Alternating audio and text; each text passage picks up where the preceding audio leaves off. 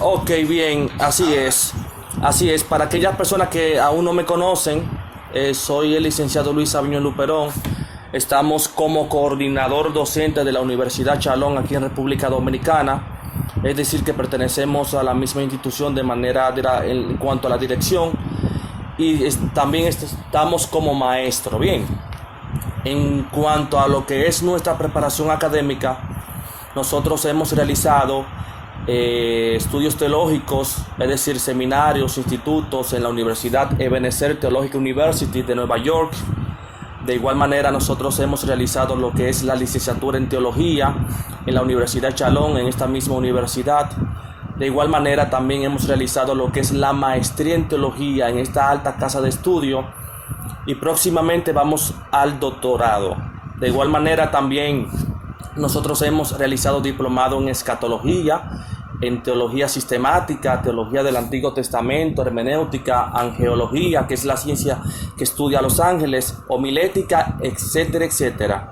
Y de igual manera también estamos ya en proceso de desarrollo en cuanto a lo que es la licenciatura en historia. Bien, entonces para la gloria de Dios estamos formándonos para poder impartir lo que es el Santo Evangelio de Cristo a toda persona. Bien, ahora bien, como les decía anteriormente, la teología del Antiguo Testamento es totalmente importante, mis hermanos. Es totalmente importante. ¿Por qué? Porque una persona que no domina lo que es el Antiguo Testamento desde un punto de vista hermenéutico, teológico, exegético, es una persona que lamentablemente no puede tener una idea explícita en cuanto a lo que es la gracia. Bien, pero en primer lugar, ¿qué es teología? Yo sé y entiendo que a ustedes le han dado estas clases, pero es bueno como introducción hablar qué es teología. La teología tiene dos términos griegos. ¿Por qué? Porque el término teología viene del sistema lingüístico griego. Entonces, la teología tiene dos términos griegos. ¿Cuáles son? Número uno, teo, que significa Dios, y logos significa estudios. Es decir, es la ciencia que estudia a Dios. Pero lamentablemente algunos teólogos, colegas y algunos estudiosos bíblicos han malinterpretado el asunto. ¿Por qué? Porque en esencia a Dios es imposible estudiar. ¿Por qué? Porque Dios está en una óptica, en una esfera totalmente distinta a la óptica humana. Entonces, Dios es intangible. Dios no tiene cuerpo, Dios no tiene brazos, Dios no tiene cabeza, Dios no tiene ojo. Entonces, cuando en el Antiguo Testamento de manera literaria el autor establece un elemento humano, esto se llama antropomorfos. Repito, se llama antropomorfos. Por ejemplo, y Jesús dijo y sopló. Ahora bien, ¿qué es antropomorfos o antropomorfismo? La palabra antropomorfismo es un elemento griego que significa cuando una deidad toma características humanas para dejar una enseñanza explícita a la humanidad. Es decir, en toda la contextualización bíblica, el mismo Dios utiliza elementos humanos, que eso lo vamos a ver más adelante, y por esta razón el hombre puede entender con más amplitud la deidad del Padre. Entonces, Dios no posee átomos, Dios no posee moléculas, Dios no posee neutrones, es decir, Dios es inexistente. En pocas palabras, de acuerdo a la ciencia llamada la astrofísica, Dios no existe. Repito, de acuerdo a la ciencia llamada astrofísica, que es la ciencia que estudia la física y la astronomía, establece que Dios no existe. ¿Por qué? Porque para Dios existir, tiene que poseer moléculas, tiene que poseer energía, tiene que poseer neutrones y tiene que estar en un lugar en el espacio. Entonces, al Dios no estar en un lugar en el espacio, no es materia, es intangible, no posee molécula ni energía. Por esta razón, Dios no puede existir para la ciencia. Ahora bien, como decíamos, la teología es una ciencia y de igual manera es un arte. Repito, la teología es una ciencia y de igual manera es un arte. Ahora, ¿qué nosotros queremos decir cuando la teología es una ciencia? Le llamamos ciencia, ¿por qué? Porque tienen reglas y principios. Repito, le llamamos ciencia porque tienen reglas y principios, y le llamamos arte porque esas reglas y esos principios hay que practicarlo, hay que analizarlo, hay que indagar, analizar e investigar. Por eso se le llama ciencia y se le llama arte. Bien, entonces, ¿qué sucede? Para muchas personas dicen, y de acuerdo a los estudios históricos, que la palabra teología se estableció fue en el libro de la República de este distinguido filósofo llamado Platón.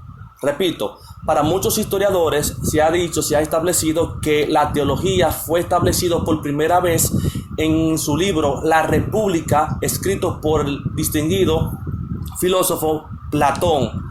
Pero la teología tiene una trascendencia antes de Platón. ¿Por qué? Porque en primer lugar, Platón fue discípulo ¿de quién? Del primer padre de la filosofía, que fue Sócrates. Entonces, la teología, el término teología lo utilizó verdaderamente Sócrates. ¿Por qué?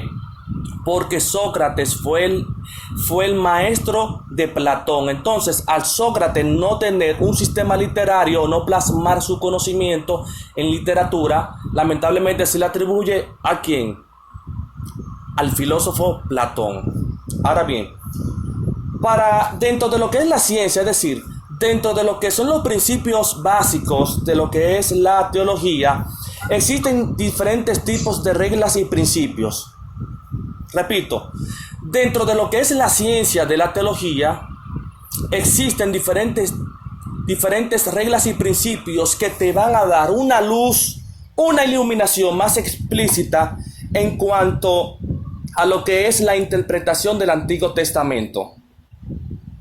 Por ejemplo, la hermenéutica. Creo que todos saben qué es hermenéutica, ¿verdad? Pero le daré una pequeña pincelada. La hermenéutica es la ciencia de la interpretación. Repito, la hermenéutica es la ciencia de la interpretación. Entonces, ¿qué sucede? La hermenéutica tiene diferentes reglas y principios. ¿Cuáles son estas reglas y principios? Número 1, el contexto. Número 2, la cultura. Número 3, la gramática. Número 4, la lengua. Y número 5, la historia. Por lo menos estos 5 principios hay que detallarlo un poco para poder tener una idea más explícita. Bien, entonces, permíteme buscarle ahora mismo lo que es una imagen en cuanto a lo que es a los principios de la hermenéutica. Ok, aquí está. En cuanto a los principios de la hermenéutica, por ejemplo, tenemos la historia. Es decir, que todo aquel que va a analizar el Antiguo Testamento tiene que tener un fundamento histórico. Bien, repito, todo aquel que tiene o que va a realizar un estudio exegético en cuanto a la teología del Antiguo Testamento tiene que tener lo que es un dominio histórico. Ahora, ¿qué es la historia? La historia es la ciencia social que se encarga de estudiar el pasado de la humanidad. Por otra parte, la palabra se utiliza para definir el periodo histórico que se inicia con la aparición de la escritura e incluso para referirse al pasado mismo. Bien, eso es la historia. Todo aquel que hace teología tiene que tener un dominio histórico de las Santas Escrituras. E incluso, no solamente de las Santas Escrituras, tiene que tener un dominio histórico de las naciones que tuvieron que ver con la formación de Israel.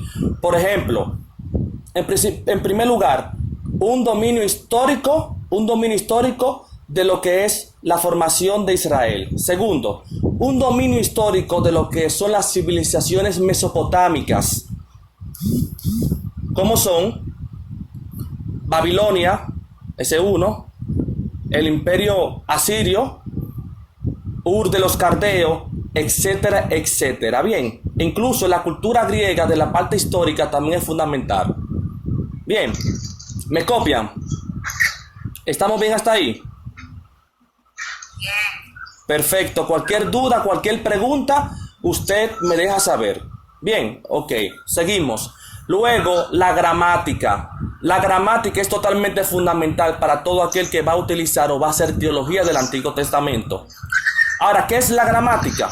La gramática es la parte de la lingüística que estudia la estructura de las palabras y sus accidentes, así como la manera en que se combinan para formar oraciones. Incluye la morfología y la síntesis, y las ciertas escuelas incluyen también la fonología. Es decir, todo aquel que va a hacer teología tiene que tener un dominio gramatical.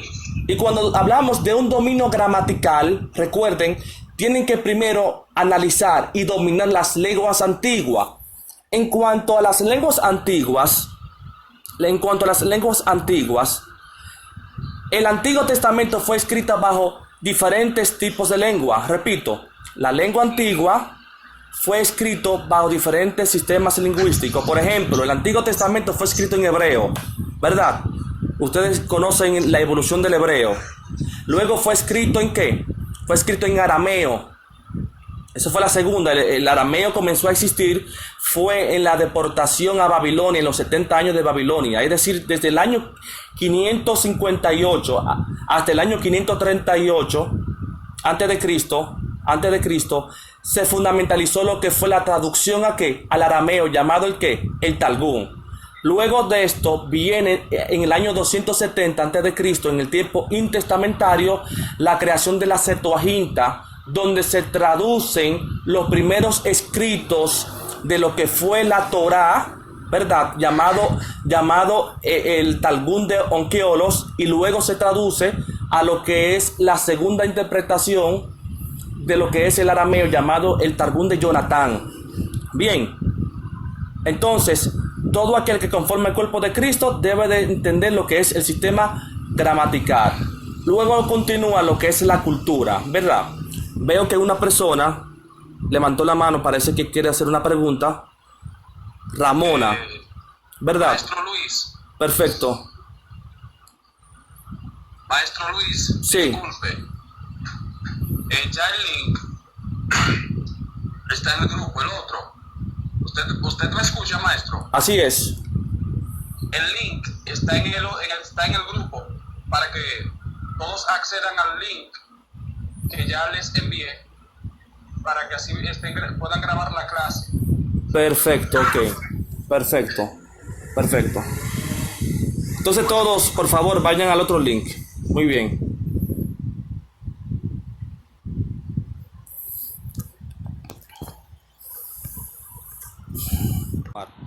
En cuanto a lo que estábamos hablando anteriormente, todo aquel que va a dar o va a realizar lo que es una teología del Antiguo Testamento tiene que tener un dominio en cuanto a lo que es el sistema histórico, sistema gramatical. Bien, y a eso lo hablamos anteriormente.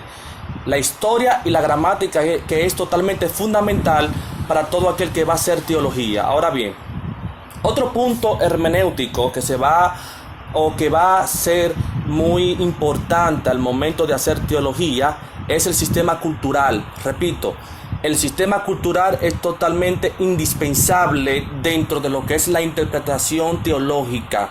Ahora, ¿qué es la cultura? La cultura es un conjunto de conocimientos e ideas, tradiciones y costumbres que caracterizan a un pueblo y una clase social a una época. Repito, conjunto de conocimientos e ideas, tradiciones y costumbres que caracterizan a un pueblo, a una clase social, a una época, etcétera. Eso es la cultura, y nosotros en unos minutos vamos a dar varios ejemplos. Es decir, una persona que va a interpretar un texto bíblico específicamente del Antiguo Testamento tiene que tener un dominio cultural. ¿Por qué?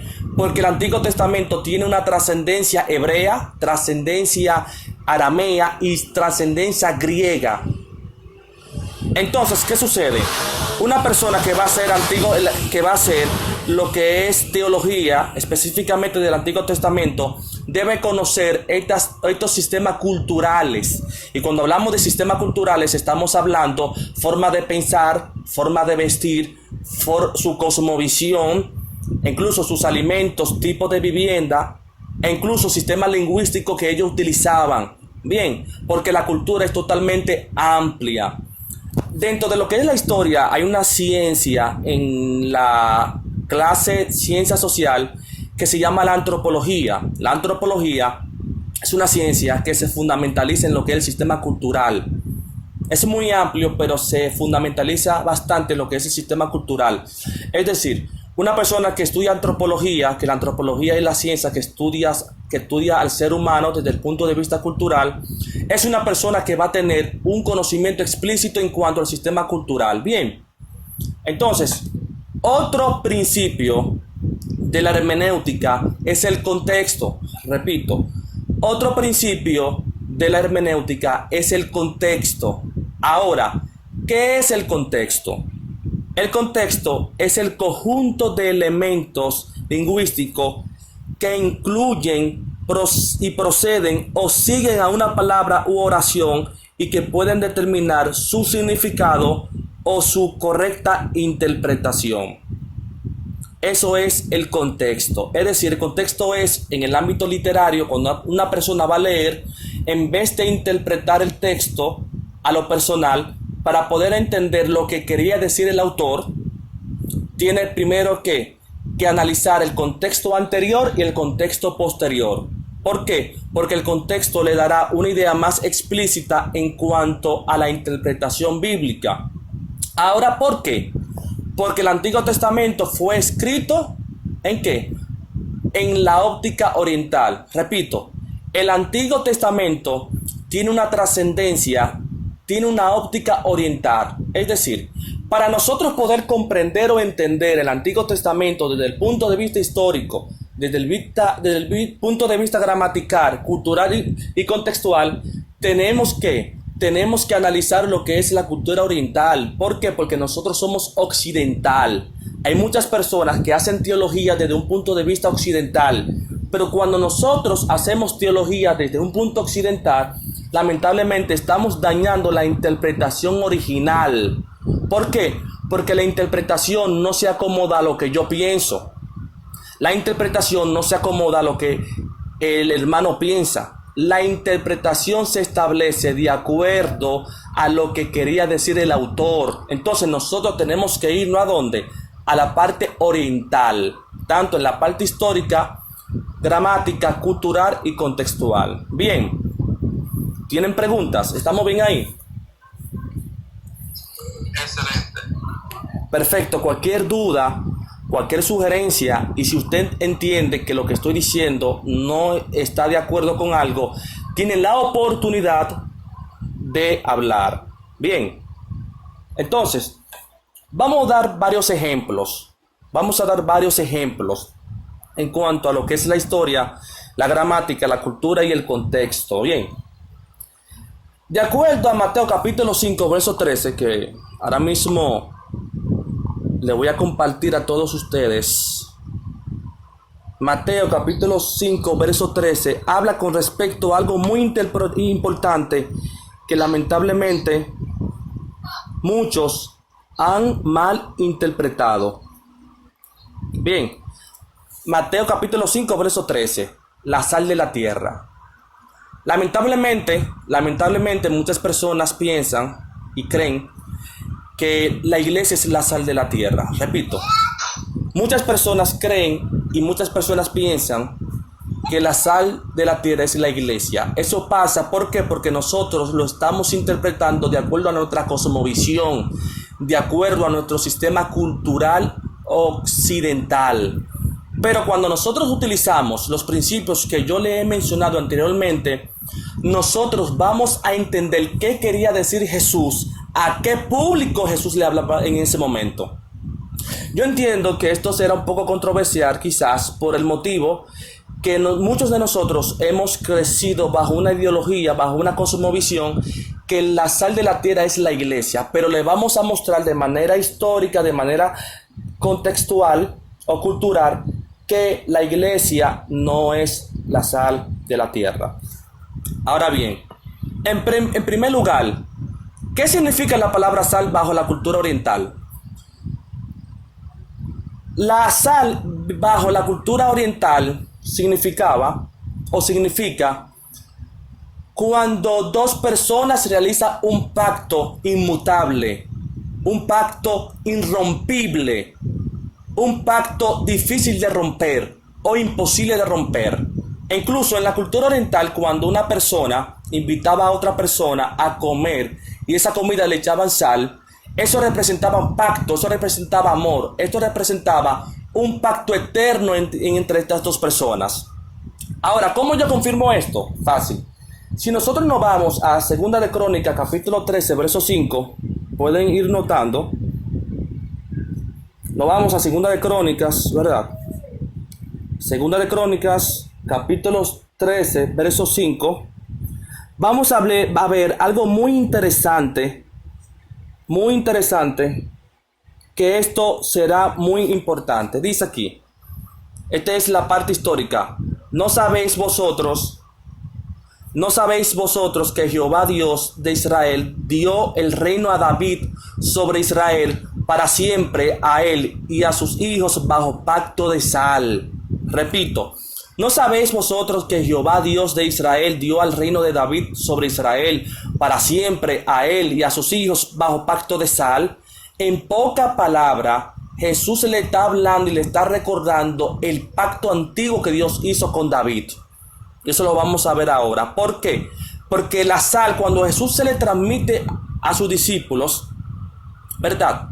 Y se le transmite al pueblo de Israel, Él está hablando en cuanto al pacto de sal en la parte histórica. ¿Por qué? Porque en primer lugar la iglesia no existía. Repito, la iglesia no existía de manera legal.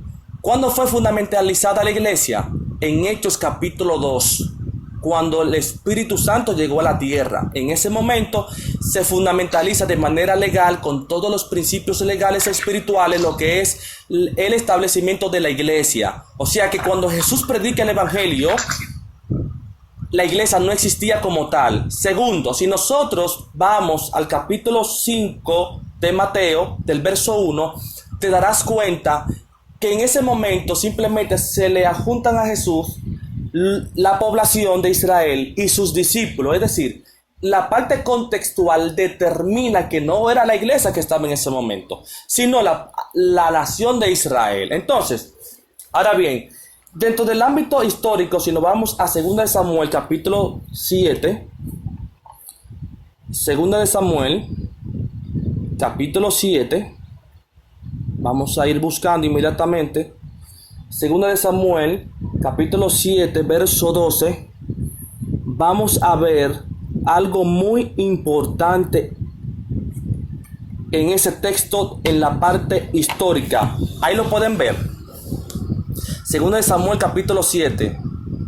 2 de Samuel, capítulo 7. Aquí dice que el Dios Elohim Adonai le dice a David: Él edificará casa a mi nombre, y yo afirmaré para siempre el trono de su reino. Yo le seré a él por padre, y a él me será a mí por hijo. Y si él hiciere mal, yo lo castigaré con vara de hombres y con azotes de hijos de hombres. Pero mi misericordia no se apartará. Dice el verso 16. Y será firmada tu casa y tu reino para siempre delante de tu rostro, y tu trono será estable eternamente. Es decir, en la parte cuando Jesús le dice al pueblo de Israel que ustedes son la sal de la tierra, en ese momento Jesús, en la parte cultural, en la parte contextual, en la parte histórica, Jesús le está diciendo exclusivamente al pueblo de Israel que ellos son la nación del pacto que ha de cumplirse. Entonces, lamentablemente, al no tener un dominio histórico, cultural y gramatical y contextual, lamentablemente nosotros no vamos a tener una idea explícita en cuanto a este texto. Bien, ahora bien, una persona que no tiene dominio hermenéutico, lamentablemente tendrá problemas con la interpretación. ¿Por qué? Porque existe un sistema de interpretación que está haciendo daño hasta el sol de hoy a lo que es la interpretación bíblica. ¿Y cuál es este nuevo sistema de interpretación? El sistema alegórico. El sistema alegórico consiste cuando la Biblia de manera literal se saca a lo sobrenatural o a lo simbólico. Entonces, la hermenéutica que nosotros utilizamos es una hermenéutica literal, es decir, de lo simbólico a lo literal, de lo alegórico a lo literal, nunca de lo literal a ¿qué? A lo simbólico. ¿Por qué? Porque si nosotros interpretamos esto de manera alegórico, lamentablemente hará daño en la interpretación. ¿Por qué? Porque en los años 270 a.C., cuando se establece lo que es la traducción a la Septuaginta, habían algunos judíos de habla griega que querían mezclar la Septuaginta, la Torá, junto con ¿qué? Con la filosofía. Entonces, no existía forma de mezclar estos dos pensamientos. Entonces, ¿qué tuvieron que hacer? Tuvieron que inventarse o buscar un sistema de interpretación filosófico llamada la alegoría. Entonces, ahí fue que ellos pudieron mezclar lo que es la teología y lo que es la filosofía. De tal manera, en toda la historia de la iglesia cristiana, muchos cristianos han malinterpretado y han utilizado lo que es el sistema alegórico y ha dañado la interpretación esencial original. Como por ejemplo, Orígenes es considerado como el padre o el primer padre de la iglesia en los siglos I, siglo II, porque Orígenes fue una persona que fundamentalizó tantas cosas importantes que hasta el sol de hoy nosotros podemos gozarlo. Pero lamentablemente, a pesar o independientemente de las cosas positivas que Orígenes había establecido en el pasado, no podemos negar que él también adoptó lo que es el sistema alegórico y comenzó a decir y comenzó a enseñar en la parte escatológica específicamente que todo el contexto del Apocalipsis era que era simbología, no era nada literal. O sea que nada era literal. No había aquí nada de lo literal. Luego, otro hombre importante llamado San Agustín de Hipona, Agustín, un hombre muy culto, muy docto, entre los siglos 3 y los siglos 4 después de Cristo, también absolve y domina lo que es el sistema alegórico y comienza también a interpretarlo. Y él no solamente comenzó a interpretar lo que es la parte escatológica, sino la parte del Antiguo Testamento. Y Agustín, a pesar de lo positivo que él hizo, también influenció de manera negativa lo que fue la interpretación bíblica. Bien, tenemos preguntas. Vamos a continuar con otra parte. Tenemos preguntas.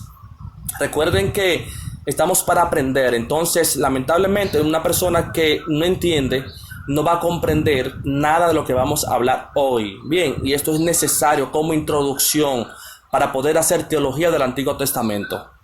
¿Hay alguna persona? Ministro, tiene la mano levantada. Perfecto, tiene la palabra.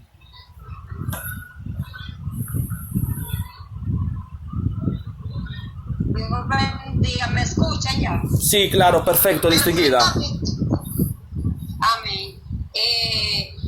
Para hacer más bien atender a una inquietud, Dios le bendiga a todos.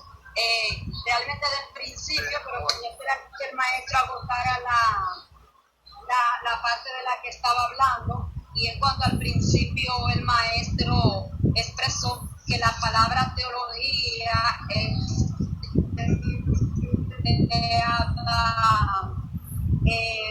por primera vez por Platón en su libro La República, y hizo alusión a que realmente anterior a Platón, y por favor me corriges. Distinguida, no puedo escucharla bien, parece que hay problema en la conexión. Mi conocimiento es que realmente quien empleó teología fue Platón, da una idea, sobre algo que pudo haber sido el caso de Aristóteles, pero que por primera vez se acuñara el término, quien lo empleara, según mi conocimiento, fue Platón, que utilizó el término de teología, que lo empleó, aunque anterior a esto hubieran otras nociones, porque si nosotros nos ponemos a observar todo el curso de la filosofía, realmente vamos a ver que de una forma u otra, todos los filósofos tuvieron una idea, un concepto de Dios y trataron de una forma u otra de tratar de describir o de presentar a Dios, aunque no tuvieran un conocimiento tan acabado. O sea, que la raza humana, el ser humano, siempre ha tenido esa noción de quién es Dios. Y ahora quien acudió por primera vez, de acuerdo a los escritos, el término fue Platón. Bien, muy bien distinguida, muy bien aporte, excelente. Permíteme explicarle algo. En primer lugar, nosotros en el conocimiento hay un sistema llamado árbol genealógico. Repito, dentro de lo que es el conocimiento hay algo que se llama el sistema genealógico. ¿Qué sucede? En la figura de Grecia hubieron 4 personas importantes, influyentes dentro de lo que es el sistema filosófico. Primero, que Alejandro Magno fue instruido por Aristóteles. Aristóteles fue instruido por Platón. Platón fue instruido por el padre principal de la filosofía, que fue Sócrates. Entonces, ¿qué pasa? A Platón se le atribuye lo que es el término teología por él implementarlo en su llamado libro La República, ¿verdad? Por motivos a que Sócrates no escribió de manera literaria o no plasmó literariamente hablando lo que fue su conocimiento.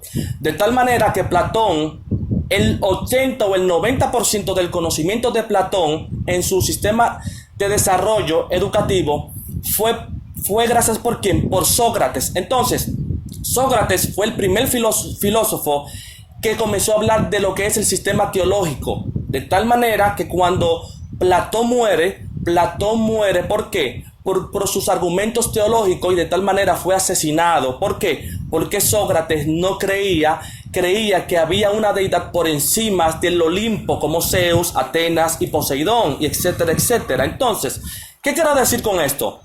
100% se le atribuye ¿a quién? A Platón. Eso es lo que hemos hablado anteriormente. Pero Platón lo plasmó porque él lo aprendió por su maestro Sócrates. ¿Por qué? Porque Sócrates es el padre principal de la filosofía. Sócrates es el padre número 1, y por Sócrates la filosofía nosotros la conocemos. Gracias a Platón y Aristóteles, pero principalmente Sócrates es el principal padre de la filosofía. ¿Entiendes? En ningún momento nosotros hemos dicho que no se le atribuye a Platón. Sí se le atribuye a Platón, pero Platón lo analizó, lo aprendió y tuvo una idea más explícita gracias al conocimiento de su maestro Sócrates. Bien. Es lo que le quiero decir. Que perfecto. Es como, o sea, como discípulos, ¿verdad? Yo puedo tener una idea sobre algo, pero otra persona que me suceda a mí puede tener como una idea, como una visión más amplia para allanar más el término y que sea más entendible, que entiendo yo que pudo haber sido lo que pasó con la y el término. Eso se da casi como en el tema del Antiguo y Nuevo Testamento. Uno fue el que emplea el término, pero no así lo plasmó, pero sí empleó y lo usó por primera vez. Ahora, quien acuña el término, o la división más bien, del Antiguo y Nuevo Testamento, fue otro, quien lo hace. Entonces, así pasa con Platón, ¿verdad? Como le dije, o los filósofos tenían todos esa concepción porque por eso es que la filosofía juega un papel importante también en la teología. Lo juega, aunque no lo queramos ver, aunque muchos no lo quieran ver de esa forma, pero sí, todos los filósofos de una forma u otra, ellos tenían esa noción, esa idea de una deidad que iba mucho y que trascendía a lo que ellos habían sido instruidos o en lo que ellos propiamente conocían. Pero así es, distinguida. Es quien emplea este término, vamos a decir que ya de una forma más acabada, emplea este término. Muy bien, excelente, distinguida. Gracias por su aporte, excelente. Eso es, muy bien. Luis. Sí. Es un ejemplo igual, un ejemplo sencillo. Eso es como viene siendo igual un ejemplo la televisión. Hay muchas personas que salen en la cámara, sin embargo hay un grupo que es el que está detrás de cámara, que es el que ha trabajado, el que se ha esforzado y el que hace las cosas. Entonces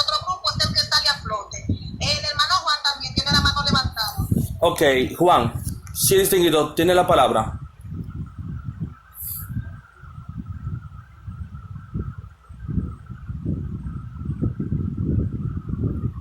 Distinguido Juan, tiene la palabra.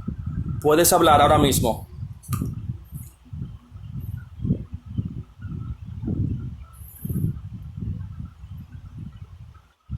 ¿Se encuentra? Bien, entonces lo que aparece, vamos a continuar. Bien. Ahora bien, dentro de lo que es la contextualización del Antiguo Testamento, desde un punto de vista teológico, tenemos que decir que el Antiguo Testamento era una sombra. Es decir, para nosotros poder comprender o entender lo que es la gracia, primero tenemos que entender lo que es el Antiguo Testamento. ¿Por qué? Porque el Antiguo Testamento es el tronco. Entonces, es inaudito que una persona comience a analizar de manera teológica o de manera exegética lo que es la Biblia, comenzando por el Nuevo Testamento. ¿Qué quiero decir con esto?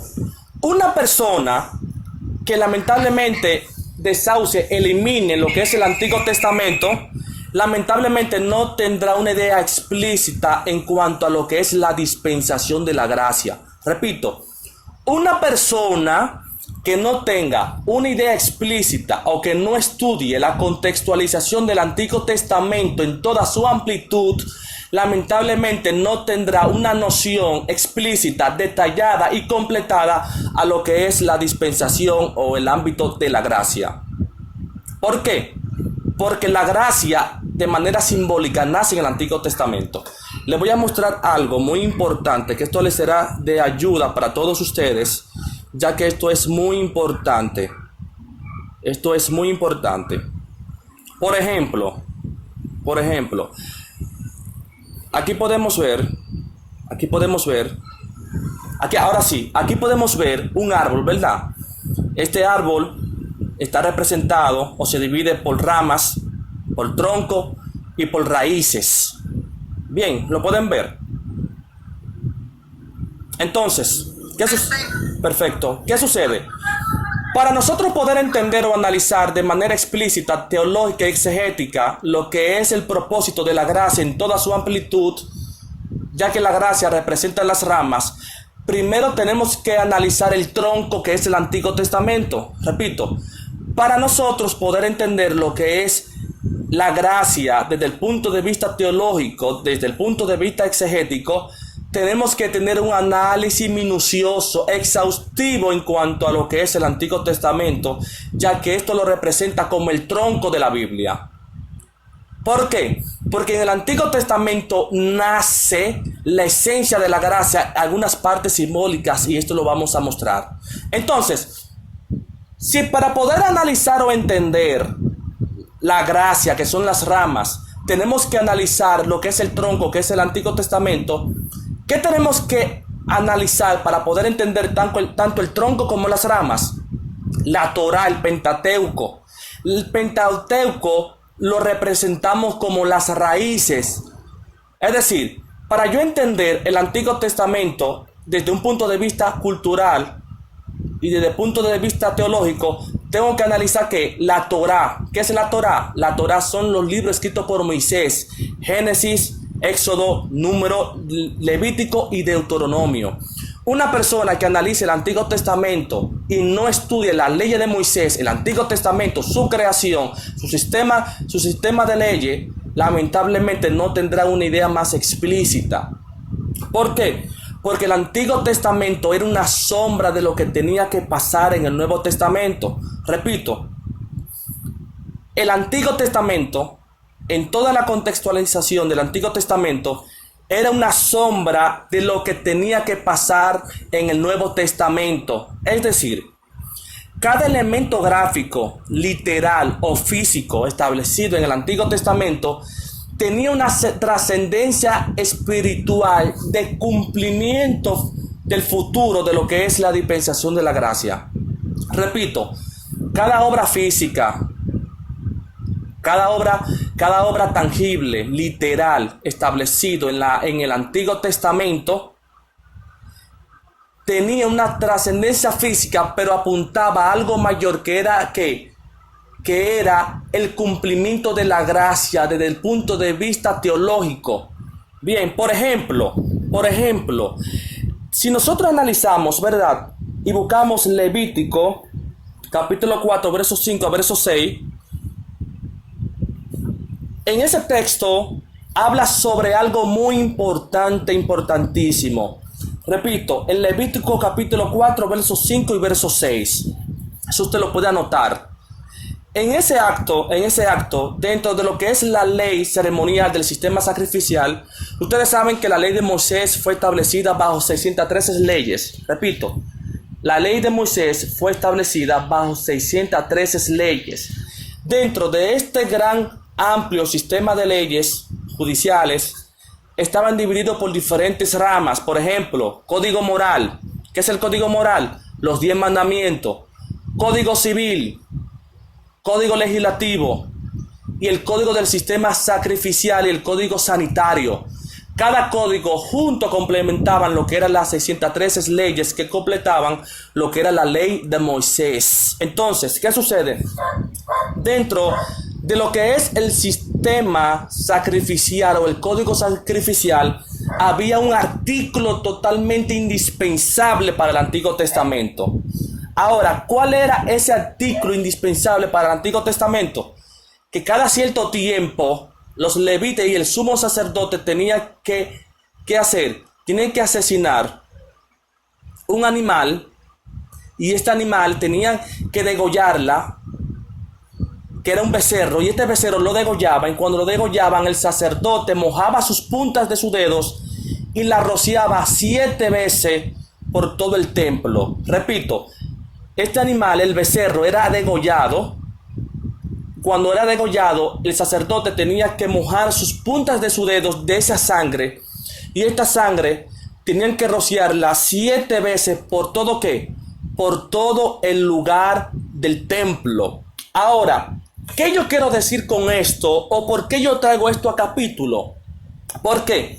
Porque dije anteriormente que el Antiguo Testamento tenía una trascendencia física y esto apuntaba a un cumplimiento espiritual. Entonces, ¿qué quiero decir con esto? ¿Qué quiero decir con esto? Lo que quiero decir con esto es lo siguiente. Lo que quiero decir es, ¿qué significa estos 7 dedos rociar su sangre por todo el templo de la nación de Israel? Ok, aquí podemos ver una gráfica exacta de algo muy importante. Aquí vemos, por ejemplo, el tiempo humano. Repito, esta línea recta que nosotros podemos ver aquí es el tiempo humano. Entonces, aquí podemos ver una eternidad anterior y una eternidad posterior. ¿Qué sucede? Estos números que nosotros podemos ver son las dispensaciones o la época donde Dios ha administrado al hombre. Repito, estos números que vemos del 1 al 7 son las dispensaciones o son la época donde Dios se ha administrado con el mundo, con la humanidad. Es decir, estas son las divisiones sistemáticas del gobierno del hombre o de Dios con el hombre. Entonces, ¿qué sucede? En el número 1 aquí vemos la dispensación de la inocencia. Que la dispensación de la inocencia corresponde al periodo cuando Adán y Eva estaban dentro del huerto del Edén. Luego vemos en el número 2 lo que es la dispensación de la conciencia. En esta dispensación de la conciencia, aquí vemos y consiste e inicia en el momento cuando nacen Caín y Abel. En ese periodo es la dispensación de la conciencia, porque en ese tiempo Dios se administraba con el hombre a través de la conciencia. Luego viene lo que es la dispensación del gobierno humano. En esta dispensación corresponde desde el arca de Noé hasta la era patriarcal. En esos tiempos fue el gobierno humano donde se